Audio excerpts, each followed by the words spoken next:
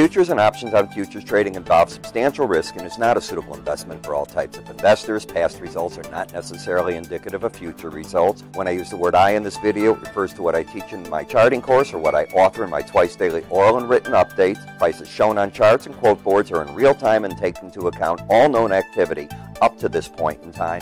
And if you'd like to read more of this disclaimer, simply hit the pause key on your video player.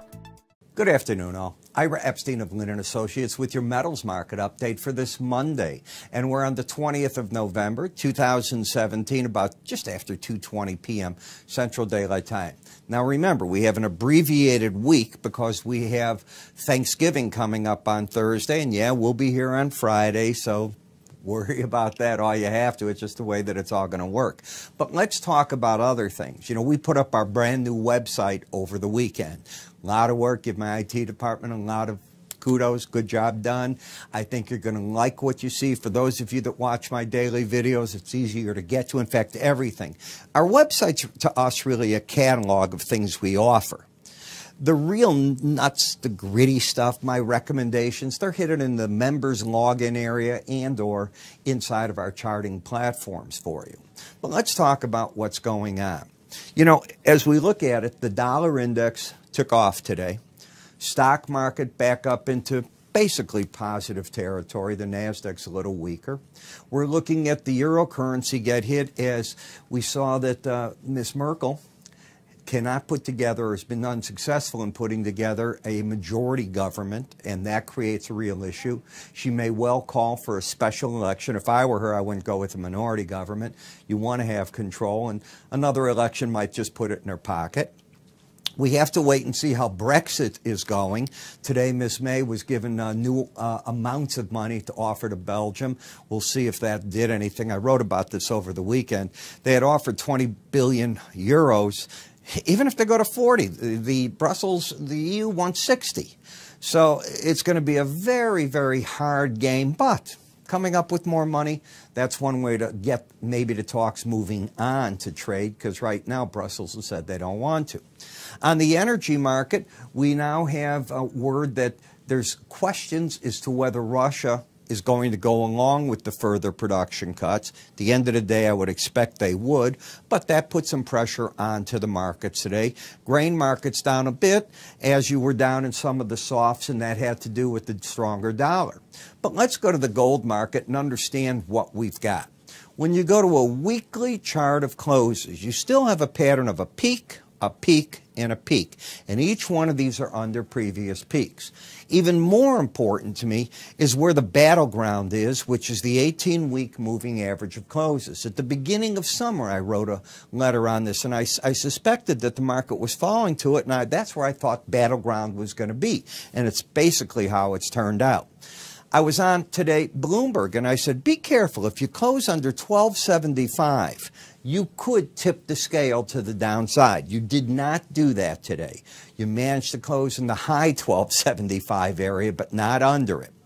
Now the key is on the closing basis, 1268.5. You get under that, and there's not a lot to support this market until you're back into this area. That's just on a closing basis.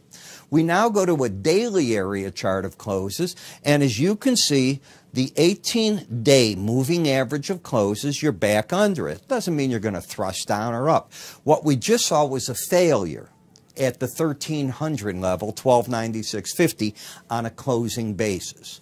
When you look at the chart, you see how the market stuck its head up and gave that all back today. But you're not underneath this area either.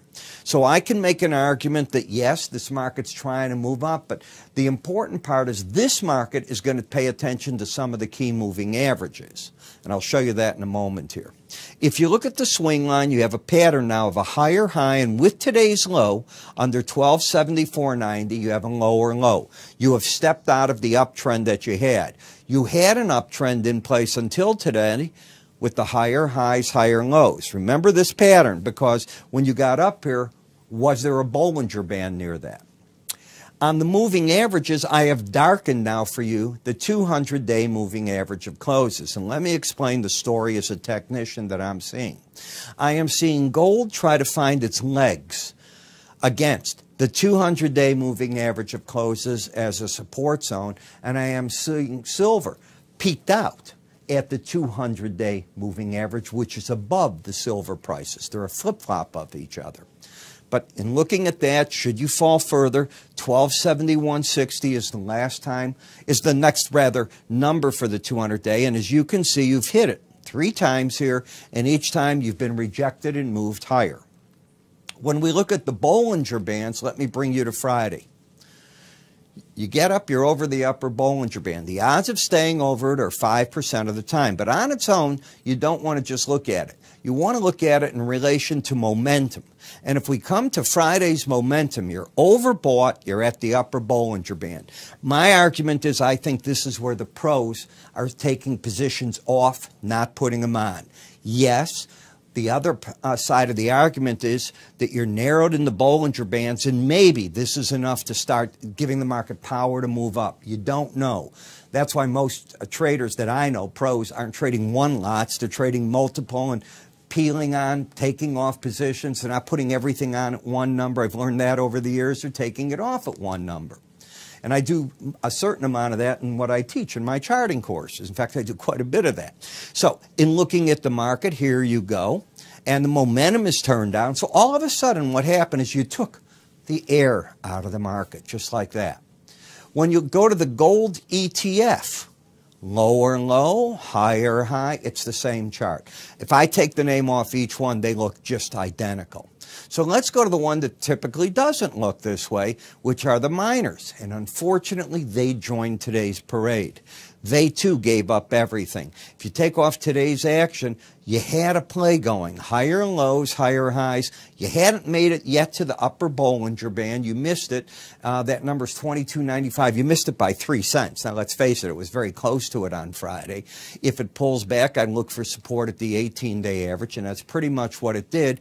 But because it slid underneath 22.55, it got to a low today of 22.46. Not a very pretty day for it. You're out of your uptrend. The gold-silver ratio spiked today, which means it's broken out of this area of 75, and now it's back into an upthrust where silver is not as strong as gold. So let's go to silver and understand it.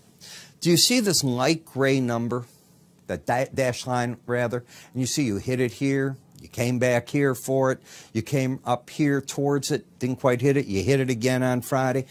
It's the flip-flop of the gold. That is your longer term, a big-time moving average. If you think of 200 business days, you're almost at a full year. So that's close to your full year's moving average. Again, the market got to the numbers on Friday, went to both. You're at the upper Bollinger Band. You're at the 200-day average. You're overbought. I think money was taken off the table, and today you slid back under Thursday's low, so you've lost your uptrend. Neither gold nor silver are in downtrends. They just are trendless at this point. Copper is trying to mount a short covering rally back to its 18-day average of closes. It is no longer keeping both numbers. Take a look. Both numbers are under 20. This was Thursday. Friday, you had to do it today to embed. You didn't. And most times you don't embed. That is the thing that you have to remember. So it's a short covering rally. I'll look for the neutral zone around 310.25, see what to do from there. The platinum looks a lot like silver and gold. It failed at the 100-day average in the upper Bollinger Band, went right back, took out Thursday's lows, not Friday's, Thursday's too. And now it's trendless at this point, but momentum is pointing down. And the palladium, which has been the strongest of the markets, is still the strongest. It still has the higher lows, higher highs.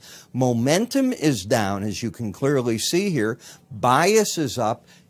If there's one that is friendly, it's this one until you take out 975.60. But with the world falling around by it, I don't think too many traders are doing anything. In the dollar index, you can see that the lower Bollinger Band combined with the 100-day average has been, for the moment at least, enough support to get the market to try to rally. We'll see if it can go anywhere. So you put it all together. You're trying to come up with game plans as to what this could all do. And the key is, because you've got the Senate votes yet to happen on the tax bill, it gets confusing. When markets get confusing, sometimes traders step away from looking for trends, or with the trend, they apply another tool. One of the tools that I've learned about, and probably know about this tool 30 years or more. Yeah, 30 years or more. Is pivot points. And I learned it from a gentleman, Larry Williams, the famous Larry Williams, many, many years ago. And that's where I learned what a pivot point is and the analysis of it. And bingo. To learn it, we've put together a couple of videos for you that are really simple. First off, what they do is they give you an idea as to what a pivot point is. You got to start out with that. And it uses a previous day's range to figure out a midpoint, and from that point, sell points above the market, buy points below it. They call them S points. Sells are support numbers, resistance and support. I did it backwards there. S is support, R is the resistance. But either way, they're looking at a midline, trying to get ideas that you're selling at the one number, you're trying to buy back at the other. That is the concept. It's a lot more than that, but in no time at all, what I've done is I've been able to take 2 videos, created them for you, so that you take those videos, number 1 video, you learn. You learn how to do the formula. You don't have to do it. Most charting software have the study in it, and you'll be able to just plot it. But it's always nice to know what it's doing.